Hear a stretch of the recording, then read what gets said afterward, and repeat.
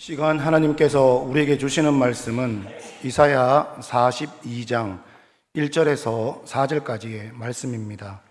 제가 가진 구약 성경 1018면에 있습니다.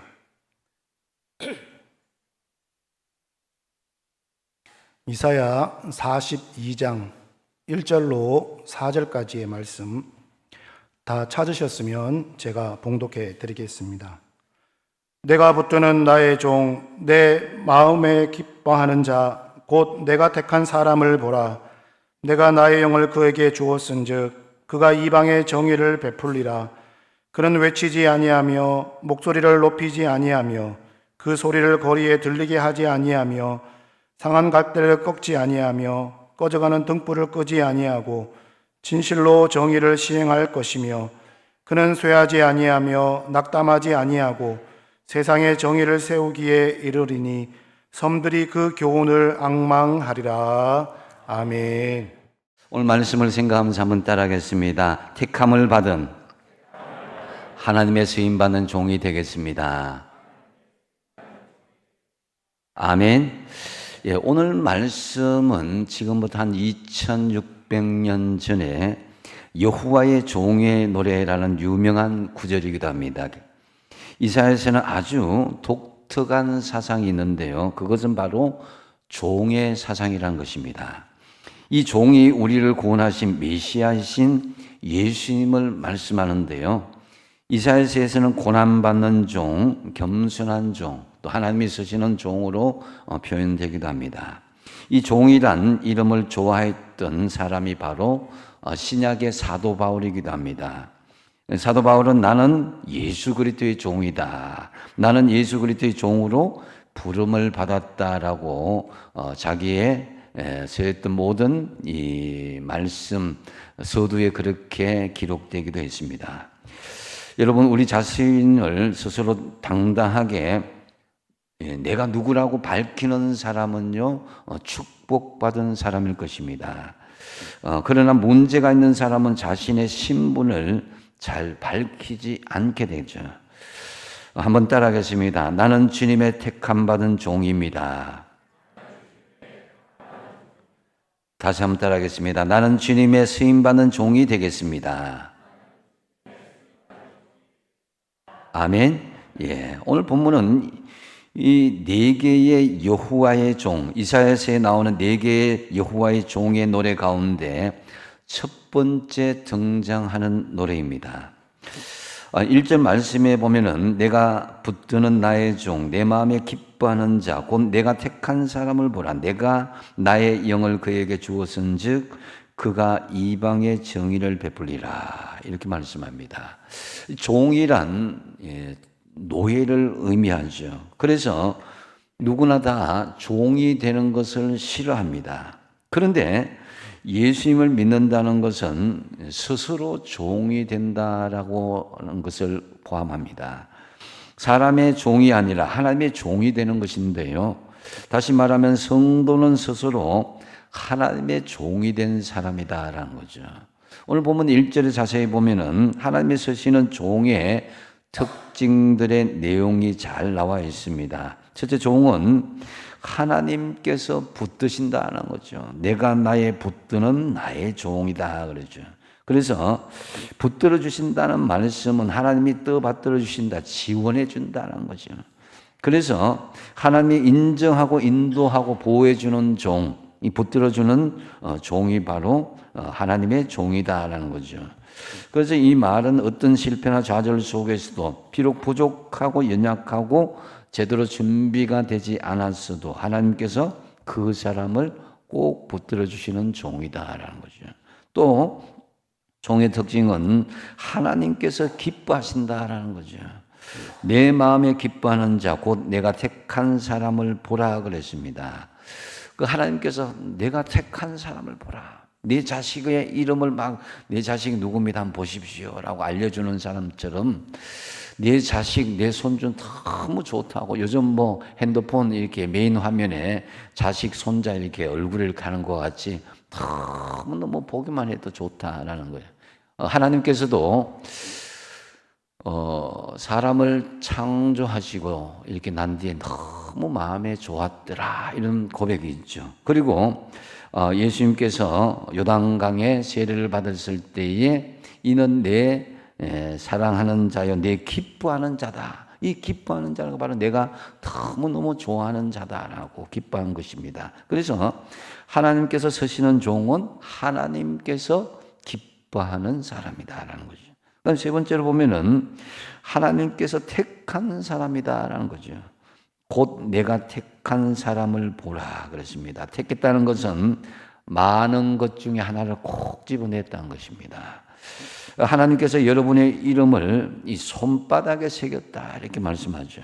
하나님은 우리 한 사람 한 사람을 수많은 사람의 무리로 보지 않고 유일한 한 사람 인격체로 본다라는 거죠. 그래서 군중의 무리로 보지 않고 한 사람 한 사람, 내 자식, 내 손주처럼 대하듯이 그렇게 한 인격체를 바라본다는 거죠. 그래서 내가 택한 사람이다. 그리고 한 가지는 더, 종은 사명을 위해서 특별한 은혜를 받은 사람이다라는 거죠. 내가 나의 영을 그에게 주었은즉 그가 이방의 정의를 베풀리라. 그래서 사람도 일을 시킬 때 일할 수 있는 여건이 되어야 되고 일할 수 있는 여건을 만들어 줍니다. 마찬가지로 하나님께서 우리에게 일을 시킬 때도 우리의 여러 가지 환경과 쓸 것과 사람들을 붙여주시는 거예요. 그래서 약속하시고 축복과 은혜를 베풀어 주시고 때로는 또 능력을 주시고 또 하나님의 역사하심을 체험케 하시는 것입니다. 여기서 여러분, 이 종이 탁월한 까닭은 하나님께서 그에게 영을 부어주시기 때문이다라는 거죠. 여러분, 하나님의 영, 성령으로 충만하시기 바랍니다. 하나님께서 능력을 주셔야 일을 할 수 있습니다. 하나님께서 내게 능력을 주시고 영을 부어주셔야 우리가 제대로 기도할 수가 있는 거예요. 내 힘으로 하면은 여러분, 이 일을 할 때, 교회 일을 하든지 세상 일을 할 때도 참 피곤합니다. 근데 하나님께서 나를 이 자리에 보내주시고 하나님께서 나에게 이 일을 주셨다. 이 생각을 하면요, 힘이 나오게 되어 있습니다. 그것은 내가 하는 것이 아니라 하나님의 주신 힘으로, 하나님 주신 능력으로, 하나님 주신 성령의 역사로 하게 된다라는 거죠. 그래서 여러분, 저는 이 시간 울산 호교교에 하나님의 영이 풍성하게 부어지기를 바랍니다. 여러분들에게 하나님의 영이 풍성하게 부어지기를 바랍니다.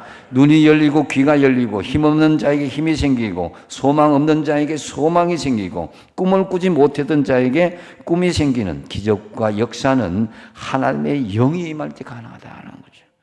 오늘 이런 일이 여러분들에게 일어나기를 바랍니다. 하나님의 능력을 받고 일을 하셔 보십시오. 하나님의 영이 여러분에게 임해야 이것이 진정한 하나님의 종이 될 수가 있는 것입니다. 결국 이제 정리를 하면은 하나님이 서시는 종은 하나님께서 붙들어 주시는 종이요, 또 하나님께서 기뻐하신 종이요, 하나님께서 택한 종이요, 또 하나님의 영을 받은 은혜 받은 종이 하나님의 종이다라는 거죠. 이 종이란 단어는 신분이 천한 것처럼 보이는데 하나님이 서시는 종은 어마어마한 일을 할 수 있습니다. 우리가 하나님의 종이 될 때 우리는 하나님의 권세가 주어지는 것이고 또한 하나님의 대사가 되어진다라는 거죠. 그리고 이사야는 이 종의 특징을 1절에 말한 후에 2절에서 4절까지는 종의 성품에 대해서 말씀하고 있습니다. 그렇다면 하나님의 택한 종의 성품이 무엇이겠습니까? 먼저 첫 번째로는 겸손하게 섬기는 종이다라는 것을 말씀합니다. 이 겸손하게 섬기는 종이란 함부로 외치지도 않고 목소리를 높이지 않습니다. 이는 아무 소리도 내지 않고 외치지 않는 것이 아니라 자신을 드러내기 위해서 시끄럽게 하거나 교만하게 남을 부리지 않는다는 것입니다. 그것이 2절 말씀인데요. 같이 한번 읽어보겠습니다. 시작. 그는 외치지 아니하며 목소리를 높이지 아니하며 그 소리를 거리에 들리게 하지 아니하며. 아멘. 요즘 조금 가졌다 하는 사람들은 얼마나 얼마나 자신의 소리를 내고자 하는지 모릅니다. 요즘 자신이 튀어야 인기를 얻는 시대인 것이죠. 그래서 자신을 드러내고자 많이 PR하고 자신의 장점을 나타내고자 합니다. 그러나 하나님의 참된 종은 어떤 인기에 야합하거나 사람을 선동하지 않습니다. 참된 종은 겉으로만 외치지 않고 목소리를 독점하지 않고 소리가 거리에 들리지 않는 겸손한 인격적인 성품을 가진 소유자입니다. 오늘날 되게 이런 사람들, 소리를 내지 않고 겸손하게 자기 소리를 죽이는 사람들 보면 뭐 바보 같다, 아니면 실속이 없다, 이렇게 말하고 생각할 것입니다. 어쩌면은 세상에서는 왕따를 당할 수도 있습니다. 하지만 하나님 나라에는 이런 사람들이 필요하고 이런 종이 필요하다라는 거죠. 하나님의 일은 이런 사람, 소리 소문 없이 순교하는 사람이 필요합니다. 과장하거나 과식하지 않는 그런 사람들을 말하는 거죠. 과시하지 않은 사람. 하나님의 사람은 자신을 과시해서는 절대 안 됩니다. 신약에 보면은 목소리를 높이고 북치고 장구치고 자기 자랑하는 대표적인 사람들이 바로 그 부류가 바리새인들이었죠. 바리새인은 자기를 드러내기를 좋아했습니다. 그러나 숨어서 헌신할 때 하나님의 능력과 하나님의 영광이 나타나게 되죠. 하나님의 능력은 가리면 가릴수록, 은밀하면 은밀할수록 그 능력이 더 드러나게 되어 있습니다. 그러므로 하나님 앞에서 겸손하게 자신을 낮추게 되면은 하나님의 영광과 능력이 임하게 된다라는 거죠. 그래서 주님처럼 겸손하게 섬기는 종이 되도록 하십시오. 그런데 우리가 왜 겸손하게 섬기는 종이 잘 되지 못하는가? 그 보면 고린도후서 6장 12절에 보면은 좁은 마음 때문에 그렇다라는 것을 말씀하고 있습니다. 공동 번역에 보면은 여러분을 대하는 우리의 마음이 옹색한 것, 좁아진 것이 아니라 여러분의 자기 마음 스스로 자기에 대해서 옹색하게 좁아지게 만들었습니다 라고 말씀합니다. 이 말씀을 쉽게 이야기하면은 여러분들이 나를 뭐 안 좋게 이야기하고 비난할 수가 있는데 그것은 내가 여러분에게 무엇을 잘못해서가 아니라 여러분 마음이 좁아서 그런 것입니다. 그러나 남을 탓하지 말고 여러분의 마음을 돌아보고 그 마음을 넓게 가지십시오라는 그런 내용입니다. 그러니까 내 자신부터 속 좁은 마음을 넓히는 것으로 시작해야 그것이 겸손이고 정말 자기의 소리를 낮추는 사람의 모습이다라는 거죠. 예수 믿는 사람들은 겸손하게 섬기는 종이 되기 위해서는 구체적으로 예수님을 생각하면 됩니다. 예수님이라면 이 상황에서 이 입장에서 어떻게 했을까 한번 적용해 보시면 되는 것입니다. 그래서 예수님께서 이 땅에 오실 때의 삶의 자세를 스스로 잘 밝히고 있는 내용이 바로 마가복음 10장 45절 말씀인 것이죠. 같이 한번 읽겠습니다. 시작.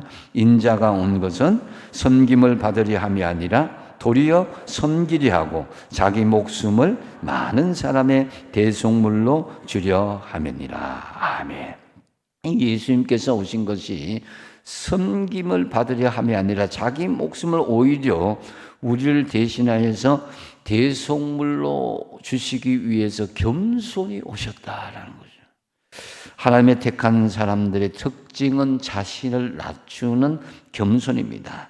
자기 목소리를 높이지 않는 사람을 사용하시고 목소리를 높이는 교만한 자를 하나님이 싫어하십니다. 그래서 교만한 사람은 하나님과 전쟁을 치르고 있는 사람이라고 한다면 겸손한 사람은 하나님과 합평한 사람이다라고 할 수 있습니다.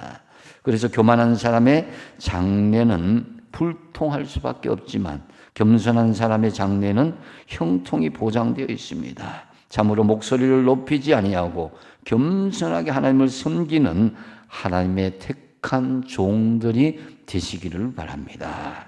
그 다음에 두 번째로 하나님 택한 종은 사랑으로 품어주는 종이다라고 말씀합니다. 하나님의 사랑에는 하나님의 사람에게는 이 사랑이 있어야 되는데 연약한 자를 일으켜주는 그런 마음 씀씀이가 있어야 될 것입니다. 그것이 3절 말씀, 참 유명한 말씀이죠. 같이 한번 읽겠습니다. 시작. 상한 갈대를 꺾지 아니하며 꺼져가는 등불을 끄지 아니하고 진실로 정의를 시행할 것이며. 아멘.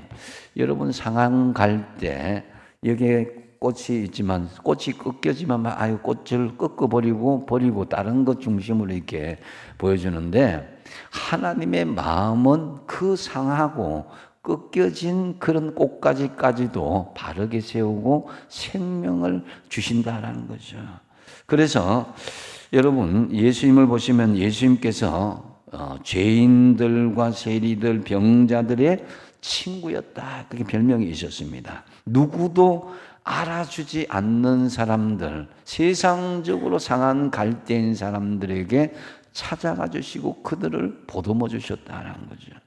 좋아하는 자리에만 가는 것이 아니라 소외된 자리, 정말 상한 갈대와 같은 사람들에게도 찾아가는 사람, 이런 사람이 바로 사랑으로 품어주는 종이다라는 거죠. 상한 갈대를 꺾지 않는 이 마음이 바로 하나님의 택한 사람들의 마음인 것입니다. 때로는 인간적으로 보면 그것이 낭비일 수도 있고 시간 허비일 수도 있습니다. 그래서 가룟 유다가 마리아의 옥합을 깨뜨리는 그 모습을 보고 어찌하여 낭비하는가, 이렇게 항변을 했죠. 그러나 거기에 살아나는 역사가 있었습니다. 하나님의 택한 사람들은 이 사랑의 마음을 가져야 하는데 그 마음이 없다면 진정한 하나님의 사람, 하나님의 종이 아닌 것이죠. 여러분, 성경에서 예수님께서 배신한 가룟 유다의 발만 빼고 다른 제자들의 발만 씻기셨다, 이런 내용은 눈을 씻고 찾아보아도 없습니다. 예수님께서는 자신을 조금 후에 배반할 가룟 유다의 발까지 들어서 대야에 담아서 말없이 그의 발을 씻겨 주셨습니다. 얼마나 놀라운 일입니까? 만약에 여러분의 입장에서 이 사람이 조금 후에 내 돈을 가지고 도망갈 사람이고 나에게 배신을 하고 도망갈 사람이라고 하는 게 분명한 사실이 있는데도 불구하고 그 사람을 사랑으로 품어주고 안아줄 수 있겠습니까? 절대로 쉽지 않은 일입니다. 근데 예수님께서는 그가 여전히 죄 중에 있고 앞으로 죄를 지을 것이 뻔하게도 아는데도 불구하고 죄를 짓기 전에 먼저 용서하셨고 구하기 전에 하나님의 자비로 품어주셨다라는 거죠. 이것이 진정한 주님의 종이라다는 거죠. 그러면 여러분에게 원수 같은 사람을 용서해주고 품어주라 하면 어떤 마음이겠습니까? 보통은 나는 절대로 하지 못합니다. 내 상처가 너무 깊어서 그 사람 보기만 해도 저는 몸서리가 납니다. 그냥 안 보는 것만으로도 나는 족하고 나에게 용서라고 하지 마십시오, 이렇게 할 수 있습니다. 근데 우리의 삶의 현장을 용서가 있는 하나님 나라로 만들 것인지, 아니면 용서하지 못하고 품지 못하면요 어떻게 되느냐, 마귀 지옥 나라로 떨어지게 되어 있습니다. 그래서 에베소서 4장 32절이 그것인데요, 서로 친절하게 하며 불쌍히 여기며 서로 용서하기를 하나님이 그리스도 안에서 너희를 용서하심 같이 하라. 여러분, 예수님께서 우리가 다 이뻐서 용서해 주신 것 아닙니다. 예수님께서 우리가 죄가 없어서 우리를 사랑하고 품어주신 것이 아니라는 것을 기억하면 우리가 과연 용서하지 못하고 품어주지 못할 그런 사람이 어디 있겠습니까? 그래서 이 용서는 미루다가 그 기회를 놓치게 되면, 만약에 부지불식간에 우리 인생 마감하게 된다면 내가 용서하지 않았기에 나는 너를 도무지 모른다. 나는 너를 용서할 수 없다. 이렇게 하면은 어떡할 거예요? 여러분 기억하십시오. 주님의 용서받은 우리는 용서가 선택이 아니라 필수사항이라는 것을 기억하셔야 돼요.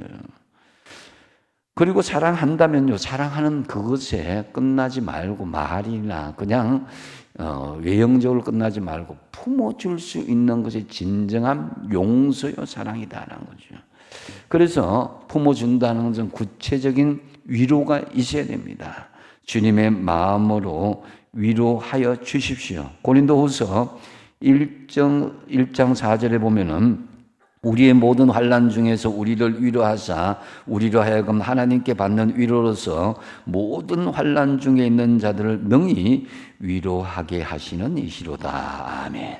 우리가 하나님의 위로를 통해서 위로함을 받지만요, 한편으로 서로 믿음의 식구들을 통해서 위로함을 받게 되는 것입니다. 내가 힘들고 어려울 때 누군가가 따뜻한 말 한마디, 아니면 그냥 내 곁에 와서 가만히 함께 있어주는 것만으로도 그 사랑의 마음, 그 사랑에 감사주는 마음을 통해서 위로가 된다라는 거죠. 그래서 고린도후서 1장 6절을 같이 한번 읽어보겠습니다. 1장 6절 고린도후서 일단 같이 읽겠습니다. 시작. 우리가 환난 당하는 것도 너희가 위로와 구원을 받게 하려는 것이요, 우리가 위로를 받는 것도 너희가 위로를 받게 하려는 것이니 이 위로가 너희 속에 역사하여 우리가 받는 것 같은 고난을 너희도 견디게 하느니라. 아멘. 자, 여기서 바울이 깨달은 것은 내가 이 환난을 겪는 것이, 환난 받는 것이, 이것이 분명한 목적이 있다는 것이죠. 그것은 바로 우리를 위로하기 위함이요, 우리를 구원하기 위함이다라는 거죠. 용서 후에 회복을 위한 필수적인 과정은 품어주는 위로입니다. 하나님이 택한 사람은 꺼져가는 영혼을 붙들고 상한 영혼을 붙잡고 눈물 흘리며 같이 보듬어서 기도해 주는 사람이 아니겠습니까? 하나님의 사랑으로 포기하지 않고 부둥켜 안아서 살려내시는 하나님의 종이 다 되시기 바랍니다. 그래서 하나님의 택한 종으로 사랑으로 품어주는 위로자가 다 되시길 바랍니다. 또한 세 번째로, 하나님의 택한 종은 정의를 위해서 고난을 이겨내는 종이다라고 말씀합니다. 여러분, 하나님의 종은 세상의 종과는 다릅니다. 얕보지 말아야 될 것은, 하찮게 하지 말아야 될 것은 바로, 하나님은 바로 능력과 역사를 그의 종들에게 주기 때문입니다. 타협하지 않고, 예수님은 권력에도 불구하지도 않고 세상적인 이익을 쫓지도 않았습니다. 4절 말씀이 그것인데요, 같이 한번 읽어보겠습니다. 시작. 그는 쇠하지 아니하며 낙담하지 아니하고 세상의 정의를 세우기에 이르리니 섬들이 그 교훈을 앙망하리라. 아멘. 종은 어떤 고난과 역경도 이겨내는데, 역경에 쓰러지는 사람은 하나님의 택한 온전한 종이 아닌 것이죠. 고난에서 포기하는 사람은 하나님의 종이 아닙니다. 예수님을 보십시오. 예수님은 공생에 3년 반 하시고 33살에 돌아가셨습니다. 여러분, 오래 사는 것이 무조건 축복이 아니라 옳게 사는 것, 하나님 앞에 바르게 사는 것이 축복인 줄로 믿으시기 바랍니다. 여러분, 예수 믿고 복받고 건강하게 사는 것이 우리의 인생의 목적이 아닙니다. 우리가 예수 믿고 가장 본질적인 이유는 바로 종의 사람이 되는 거예요. 우리는 하나님의 종이 되기 위해서 쇠하지 아니하면 낙담하지 아니한다고 그랬습니다. 그래서 우리가 정말 하나님의 종으로 낙심하고 쓰러지는 이유, 이것이 바로 사탄이 우리에게 정말 낙심을 주고 실망케 합니다. 부정적인 마음을 심어주는 거죠. 네 저번에도 안 됐고, 이런 사람 저런 사람 상처를 주고, 뭐 이런 환경 저런 환경이 있으니까 너는 안 될 거야 하는 그런 마음들을 심어주기는 되는데, 이런 마귀는 낙심이라는 무기로 공격할 때 낙심할 때 우리가 뭘 해야 됩니까? 엎드려 기도해야 될 줄 압니다. 기도하며 능력을 구하면은 하나님께서 우리에게 인내할 수 있는 힘을 주시는 거죠. 그러므로 아무리 절망 가운데 빠져서 모든 것이 할 수 없다 할지라도 하나님이 나의 하나님이라는 사실을 분명히 그런 굳은 믿음을 가지고 소망으로 이겨내시기 바랍니다. 포기하지 않는 사람, 그 사람을 하나님이 사용하는 거죠. 그래서 마귀가 진짜 두려워하는 사람 누구냐? 끝까지 포기하지 않고 하나님의 정의를, 공의를 위해서 인내하는 믿음을 가진 사람인 거예요. 디모데후서 2장 3절이 그것인데요. 너는 그리스도의 예수의 좋은 병사로 나와 함께 고난을 받으라 그랬습니다. 이것이 하나님의 종의 모습에 또 본질적으로 들어간 내용이기도 합니다. 예수님의 좋은 군인이 된다 하는 것은 바로 예수님과 함께 고난을 받는 것이다. 이게 종의 본질적인 모습인 거죠. 군인 생활하는 사람이 뭐 호텔에서 먹는 것 같다면 그건 군대 생활이 아닌 것이죠. 또 외형적으로 군복을 입고 무기를 다 소지했다고 해서 군인이 아닙니다. 내용이 중요한 거죠. 화생방 훈련받고 유격 훈련받고 사격 훈련받고 온갖 어려운 고통이 따라야 군인 정신이 나오고 군인이 될 수 있습니다. 고난을 통해서 연단을 통해서 훈련이 거듭될수록 비로소 그 사람이 그리스도의 영적 군사가 되는 거예요. 주의 일을 하다 보면은 참으로 예기치 못한 고난과 어려움, 여러 가지 핍박을 닥칠 수도 있지만 그것을 인내하며 이겨내는 사람이 진짜로 그리스도의 종이요 하나님의 택함 받은 종이라는 것입니다. 종으로 살다 보면은 손해를 보고 어려움을 겪습니다. 자신이 공개적으로 믿는 사람이라는 것을 이야기하는 것, 고난을 감수하면서 하나님의 종으로 살아가겠다는 그런 결단이기도 하죠. 그래서 우리는 숨겨진 그리스도인이 아니라 공개적인 택한 그리스도인이 그리스도의 종이 되어야 된다는 거죠. 그래서 일터에서 여러분 부끄러워하지 않고 기도로 시작하고 업무 시간 외에 약간의 틈이 나면은 성경도 공개적으로 묵상할 수 있어야 됩니다. 그리스도인으로 살겠다는 것은 곧 내가 그리스도의 종으로 세상 속에서도 그런 모습을 드러내겠다는 거죠. 여러분 또한 요즘 전도할 때 여러분 사람들이 반기던가요? 아파트 경비원들에게 쫓겨나기도 하고 어떤 사람은 눈을 막 찌르보기도 하고 재수 없다고 소금을 막 뿌리기도 하고 육두문자를 섞어가면서 악감을 품고 대적하기도 합니다. 그런데 그것이 두렵다고 그것이 고난이 온다고 우리가 포기해서는 안 됩니다. 초대교인들을 생각해 보시고 바울을 생각해 보십시오. 누가복음 9장 26절에 보면은 누구든지 나와 내 말을 부끄러워하면 인자도 자기와 아버지와 거룩한 천사들의 영광으로 올 때에 어떻게 된다고요?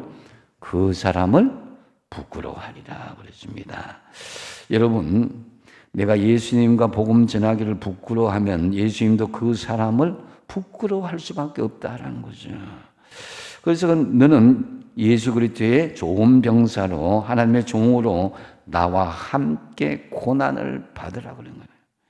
현장 속에서 받는 고난은 나 혼자 받는 것이 아니라 나와 함께 주님과 함께 받는 고난이라는 것이죠. 우리 믿음의 사람들, 하나님의 사람들은 분명히 힘으로 능력으로 법으로 권세로 싸워서 이기는 존재가 아닙니다. 믿음으로 선한 싸움을 싸워야 되는 거예요. 로마서 12장 21절 말씀처럼 악에게 지지 말고 선으로 악을 이겨야 된다는 거죠. 그리스도인은 선으로 정의를 위해서 싸워야 되고 규칙을 지켜야 되고 페어플레이를 해야 됩니다. 악으로 이기기보다는 정의로 악을 이기시기를 바랍니다. 무엇보다도 실력을 갖춰서 이겨야 됩니다. 우리는 평소에 영적인 실력을 갖춰야 되는 거예요. 세상 사람들은 자기를 위해서 실력을 쌓지만 우리는 하나님의 영광을 위해서 실력을 쌓아야 됩니다. 그래야 세상 사람들 우리를 함부로 하지 못하는 거예요. 다윗이 골리앗을 물리치게 된 것은요, 그가 물맷돌 던지는 실력을 평소에 갖추었기 때문이에요. 그냥 골리앗을 이긴 것이 아닙니다. 우연히 이긴 것이 아닙니다. 지금 우리의 세상적인 현실 참으로 불안하기 그지없습니다. 사회, 정치, 경제, 문화, 심지어 이 종교계까지도 부패하여 있습니다. 바벨론 포로로 살았던 이스라엘 백성들, 상한 갈대처럼 꺼져가는 등불처럼 희망 없이 좌절하는 그들에게 여호와의 종이 희망을 던져준 것처럼 여러분들이 이 시대에 정의를 세우며 어떤 고난도 이겨내는 진정한 하나님의 종으로 세움받기를 축복드립니다. 이제 말씀을 맺습니다. 특별히 오늘은 임직자들이 세워지는 날입니다. 그 임직자들의 하나님이 너무너무 자랑스러워서 내가 택한 사람을 한번 보라. 이런 사람들이 다 되었으면 좋겠습니다. 오늘 임직받으시는 장로님 4분, 안주입사인 9분, 권사님 15분, 명예권사님 8분들 진정한 하나님의 택함받은 사람으로 쓰임받기를 소망합니다. 오늘 택함받은 분들은 사람이 택한 것이 아니라 하나님께서 택하신 종들임을 분명히 믿습니다. 하나님이 택한 종의 특징이 무엇입니까? 첫 번째 뭐라 그랬습니까? 겸손하게 섬기는 종이 되어야 됩니다. 목소리를 높이지 아니하며 겸손하게 하나님을 섬기는 하나님의 택한 종이 되십시오. 두 번째 뭡니까? 사랑으로 품어주는 종이 되십시오. 예수님처럼 꺼져가는 영혼을 붙들고 상한 영혼을 붙들고 눈물 흘리며 기도하며 하나님의 사랑으로 부둥켜 안아서 그 영혼을 살려내고 품어주는 종이 되십시오. 세 번째는 뭡니까? 정의를 위해서 고난을 이겨내는 종이다라는 거죠. 이 시대에 정의를 세우며 어떤 고난도 여러분 교회 안팎으로, 가정 안팎으로, 사회 안팎으로 그 고난도 이겨내며 진정한 하나님의 종으로 세움받고, 오늘 또 여러분 직원 명단이, 신년도 직원 명단, 봉사자 명단이 여러분 발표되었습니다. 이제 나가시면서 한 분씩 갖고 가실 건데요. 여러분들이 내가 어떤 모습을 할 것인가? 하나님의 종으로 쓰임받는 저와 여러분 다 되시기를 축복드립니다. 기도하겠습니다.